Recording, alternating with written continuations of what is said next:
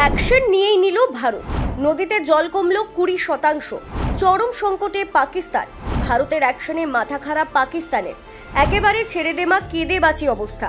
এই পরিস্থিতিতে কি করবে পাকিস্তান? এবার তো তাহলে খাদ্য ভাণ্ডারে আরো টান পড়তে চলেছে ভারতের এই শত্রু দেশের।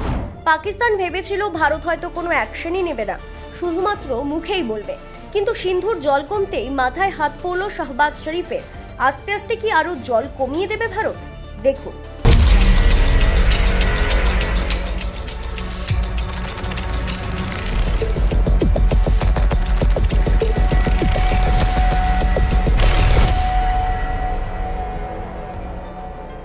দীর্ঘদিনের আন্তর্জাতিক চুক্তি ইন্দাস ওয়াটার ট্রিটি নিয়ে ভারতের অবস্থান কঠোর হয়ে ওঠার পর তার বাস্তব প্রভাব পড়তে শুরু করেছে পাকিস্তানে।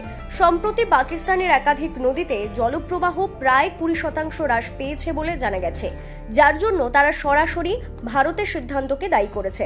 পাকিস্তানের পাঞ্জাব ও সিন্ধু অঞ্চলে এই জলস্বল্পতা সবচেয়ে বেশি দেখা যাচ্ছে এবং এর ফলে কৃষি, বিদ্যুৎ উৎপাদন ও পানীয় জলের চাহিদা ব্যাপকভাবে ব্যাহত হচ্ছে। ভারতের গৃহমন্ত্রী অমিত শাহ কিছুদিন আগেই এক বিবৃতিতে জানিয়েছিলেন যে ইন্দাস জলচুক্তি আপাতত আবেয়েন্স বা স্থগিত অবস্থায় রয়েছে এবং ভবিষ্যতে এটি আর চালু নাও হতে পারে।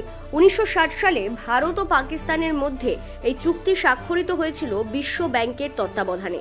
এর অধীনে পশ্চিম দিকের 3টি নদী ইন্দাস, ঝেলম ও চেনাব পাকিস্তানের জন্য বরাদ্দ ছিল এবং পূর্ব দিকের 3টি বিয়াস, রাভি ও শতদ্রু ভারতের জন্য।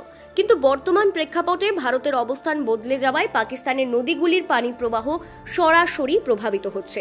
পাকিস্তানের জলসম্পদ মন্ত্রকের পক্ষ থেকে বলা হয়েছে 2024 সালের তুলনায় 2025 সালের এই সময় ইন্দাস নদী সহ অন্যান্য নদীতে জলপ্রবাহ 18 থেকে 20% কমে গেছে। এতে করাচি, পাঞ্জাব, খাইবার পাখতুনখোয়া প্রদেশে চাষাবাদে ব্যাপক সমস্যার সৃষ্টি হচ্ছে। অনেক ক্ষেত্রে কৃষকেরা খরায় ক্ষতিগ্রস্ত হচ্ছেন এবং ফসলের উৎপাদন মারাত্মকভাবে ব্যাহত হচ্ছে।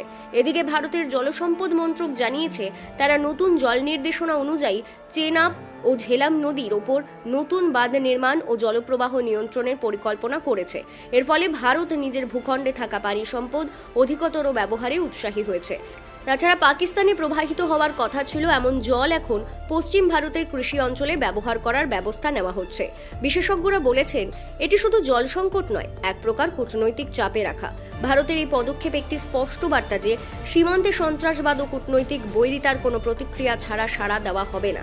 পাকিস্তানের পক্ষ থেকে যদিও অভিযোগ জানানো হয়েছে এবং আন্তর্জাতিক মহলে ভারতের বিরুদ্ধে অভিযোগ জানানো হবে বলে হুঁশিয়ারিও দেওয়া হয়েছে, কিন্তু ভারত এখনো পর্যন্ত তার অবস্থানে অনড়।